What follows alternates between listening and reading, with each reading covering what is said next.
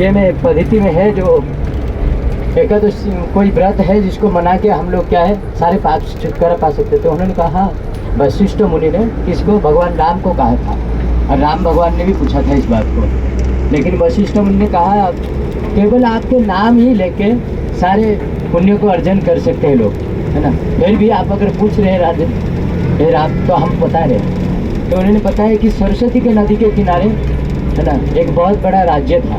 तो वहाँ पे एक राजा रहते थे और उस राज्य में एक धनवान नाम का व्यक्ति था। उसका नाम भी जैसा कामदेव जैसा था और वो बहुत बड़ा वैष्णव थे। वो क्या करते थे हमेशा कि उनके पास जो धन था अच्छे कार्य में लगाते थे। जैसे कि आप यहाँ जा रहे हैं तो किसी के पास धन होगा तो दूसरों को बहुत सारे फल या वो भी खिला सकते हैं, लस्सी पिला सकते हैं, है ना। तो ऐसे कार्य करते थे, कई मंदिर बनाते थे, कई लोगों को दान पुण्य करते थे। तो उनका नाम जैसा था काम जैसा था, लेकिन उनका 5 पुत्र थे और उनके एक पुत्र का नाम दुष्टवान था, नाम जैसा काम जैसा था। तो सारे गलत कार्य करता था, जैसा कि सारे धन को क्या करता था लुटता था और जाके गलत नशा करना, वेश्यासन करना, मद जो मीट मछली खाना, सारे गलत कार्य वो करते थे। तो एक दिन उनके पिता ने देखा कि वो एक वेश्या के कंधे पर हाथ रख के चल रहे थे। तो उसी दिन उनके पिता ने क्या किया कि उनको घर से निकाल दिया और जब निकाल दिया वो बाहर में घूमने लगे और संगति भी गलत करते थे क्योंकि दोस्त ऐसे ही थे, कहते जैसा संगति वैसा असर होगा। तो एक दिन उनके पास धन खत्म होने के बाद उनके दोस्त ही उनको छोड़ के चले गए सारी निकले और जाने के बाद वो गरीब हुए और फिर चोरी करने लगे। जब चोरी करने लगे राजा को पता चला तो राजा ने उनको दंड दिया और राज्य से निकाल दिया। निकाल देने के बाद वो फिर राज्य से बाहर जाके फिर खाएंगे क्या, तो जानवरों को मार के, जीव को मार के खाते थे और उनके चमड़े को बेचते थे। तो एक दिन ऐसे आया कि वो घूमते घूमते एक ऋषि के आश्रम में जाके पहुँचे और वो ऋषि स्नान करते थे और उसी ऋषि के स्नान का जल जब उनके ऊपर पड़ा तो पूरे क्या है सारे पाप से मुक्त हो गए और उनको पछतावा हुआ कि मैं गलत कर रहा हूँ। तो ऋषि के चरणों में वो हाथ जोड़ के प्रार्थना की और पता है कि हे ऋषिवर, आप क्या मुझे कुछ बता सकते हैं कि मैं कुछ ऐसा करूँ कि मेरे जो जीवन में बहुत सारे पाप हैं, मैं बहुत नीचे गिर गया हूँ, तो मैं चाहता हूँ उसे उठूँ। तो उन्होंने कहा कि एक मोहिनी एकादशी आती है जिसको आप करने के बाद जो आज है ना, आप सब कर सकते हैं, है ना। तो पंकज प्रभु और रोहित प्रभु बहुत परेशान थे आप सबके लिए कि सब जा रहे हो प्रभु जी, खाएंगे नहीं तो कैसे होगा, क्या होगा। बहुत दिन से वो परेशान कर रहे थे मुझे। तो मैंने कहा टेंशन मत लीजिए, राधा के पास जा रहे कुछ ना कुछ तो हो ही जाएगा, है ना। और तो इस एकादशी को बारे में उन्होंने बताया वो ऋषि ने, किनको, दुष्टवान को, और उन्होंने बहुत निष्ठापूर्वक इस एकादशी को पालन किया। और इस एकादशी का पालन करने पर गरुड़ जी स्वयं उनको विष्णु लोक ले गए। सोचिए इसी भी एकादशी के महात्मा कितना है। और कहा जाता है हमारी इस गौड़ीय वैष्णव परंपरा में एक भक्त है नामदेव जी, है ना, जिन्होंने भक्ति के 9 अंग के बारे में बताया। ये जो भक्ति नवदा भक्ति है 9 निष्ठा है। तो उन्होंने बताया कि 9 निष्ठा क्या है कि इस 9 निष्ठा से 3 निष्ठा बहुत प्रमुख है और उसमें से एक बहुत बड़ी है, वो है एकादशी का निष्ठा। तो उन्होंने बताया कि 3 निष्ठा क्या क्या है। पहले तो नाम जप में बहुत नियम से, बहुत श्रद्धापूर्वक नाम जप करना चाहिए। और दूसरा क्या है, तुलसी महारानी की सेवा करना बहुत जरूरी है। और तीसरा क्या है, एकादशी का व्रत। तो वो बहुत ध्यानपूर्वक एकादशी का व्रत करते थे, बहुत निष्ठापूर्वक। और उनका एक नियम था कि एकादशी के दिन कोई कुछ भी मांगे तो अन्न वो नहीं देते थे, क्योंकि एकादशी के दिन अन्न में ही क्या है पाप का वास होती है, तो अन्न किसी को नहीं देते थे।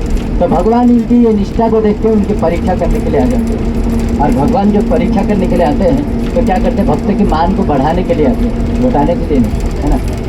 तो भगवान ने वृद्ध ब्राह्मण का रूप धारण किए और आके पहुंच गए किसके द्वार पर, नामदेव के द्वार पर। और नामदेव जी नाम जप में बहुत प्रसिद्ध थे। उनका नाम ही इसलिए पड़ा था नामदेव, क्योंकि वो नाम निष्ठा में बहुत प्रवीण थे। तो जब आके 115 साल की उम्र की एक ब्राह्मण पहुँचे, भगवान से लीला करने में तो माहिर है, भगवान जो रोल निभाते हैं बहुत परफेक्ट, है ना। तो आके उनके द्वार पर गिर पड़े। तो बहुत सारे लोग इकट्ठा हुए, भाई रामदेव के द्वार पे कोई ब्राह्मण गिर गया है। तो नामदेव आके उठाए, उनको बोले बताइए ब्राह्मण देव क्या चाहिए आपको।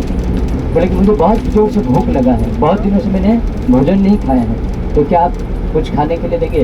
बोले हाँ हाँ, आप दूध पा लीजिए। बोले अरे मुझे कफ होती है, दूध कैसे पाऊँगा? बोले सर ठीक है, फल भी खा लीजिए। बोले नहीं नहीं, फल नहीं खा सकता, मुझे सर्दी लग जाएगा। बोले फिर क्या खाएंगे आप? बोले कि मुझे तो दाल और चावल ही खाना है। बोले क्षमा करिए, हाथ जोड़ के नामदेव ने कहा कि आज के दिन मैं तो आपको अन्न दे नहीं सकता, आप मेरे साथ मिल के ही एकादशी का व्रत कर लीजिए। इतने दिन भूखा रहेंगे तो आज ही रह जाइए, काल द्वादशी आएगा और काल पाएंगे। बोले अरे तुम्हारा द्वादशी आदेशी रखो, मैं मर जाऊँगा, मैं जो खिलाओ पहले, है ना?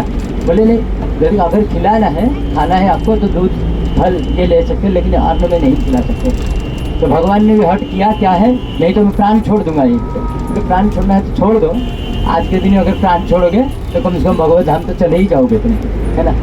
तो सब लोगों ने कहा कैसे नामदेव आप ये हो, ब्राह्मण है, अगर शरीर छोड़ दिया तो क्या है, ब्रह्म हत्या लगेगा। नामदेव सुने नहीं, वो अपनी नाम जप पे बैठ गए और भगवान ने भी अपने हट में अड़े रहे और नीचे गिर के अपने प्राण को छोड़ने की ड्रामा किया है, लीला की है। तो सब लोगों ने नामदेव को कहा कि आप ब्रह्म हत्यारे हैं, ब्राह्मण को मारे एकादशी के दिन, आपके मुंह भी देखना पाप है।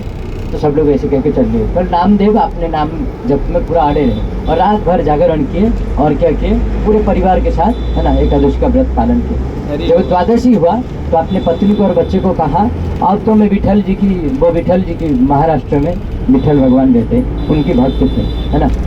तो उन्होंने कहा अब तो विठल जी के दर्शन कर नहीं पाऊंगा क्योंकि इस शरीर से मुझे ब्रह्म हत्या हो गया, ब्राह्मण को हत्या किया मैंने, इसलिए क्या है अब मुझे अग्नि समाधि लेना ही पड़ेगा। तो बहुत बड़ा समाधि बनाए, वो लकड़ी की और जो गोबर की गेंडे की बनाते, है ना? और उसी पर वो जो वृद्ध व्यक्ति का शरीर था उसको रखे और खुद भी बैठ गए। इतने में उनके पत्नी और बच्चे कहा कि हम लोग रह के फिर क्या करेंगे आपके बिना, हम भी चलेंगे। बोले चलो सब एक साथ ही चलते हैं भगवत धाम, है ना? तो इतने देख के निष्ठा भगवान रिझ गए और भगवान उठ के उनको पकड़ लिए सबके सामने। तो सबके सामने जब भगवान पकड़े तो सब फिर नामदेव को वाहवाही किए। तो ये एकादशी की निष्ठा इतनी प्रबल है। तो आज के दिन आप सब एकादशी के दिन स्वयं वृंदावन धाम में जा रहे हैं, वृंदावन में धाम में ही जाना बड़ी बात है, वो भी एकादशी के दिन, फिर जमुना स्नान, है ना? तो बहुत सारी चीज़ें हैं। तो आप सब थोड़ा तपस्या हो सकती है, गर्मी के दिन है ना, अभी घूमेंगे हम धूप में, तो आप सब इसको जल लीजिएगा और क्या है, भगवान से प्रार्थना करिए, नाम में बहुत ध्यान पूर्वक करिए, क्योंकि आज के दिन जो एकादशी के व्रत को बहुत निष्ठापूर्वक करता है, जानने में या अनजाने में भी, तो कहा जाता है किसी पुरुष हो तो वो अपने पिता और अपने ससुर जी के, है ना, मातृकुल और पितृकुल के 10-10 पीढ़ी का और अपने पत्नी कुल का 10 पीढ़ी का सबका पाप को नाश कर सकती है। तो आप अगर निष्ठापूर्वक ये व्रत को करेंगे और आज ध्यानपूर्वक हरिनाम के जप करके घूमेंगे और दर्शन करके सारी चीज़ आएंगे तो आपके लिए बहुत अच्छा है। तो क्या है, आप सब इससे बचिए और क्या है, बहुत अच्छे से करिए इस नाम को। अभी कीर्तन करते तो आप सब लोग पार्टिसिपेट कर सकते हैं। जरिए हरे कृष्ण।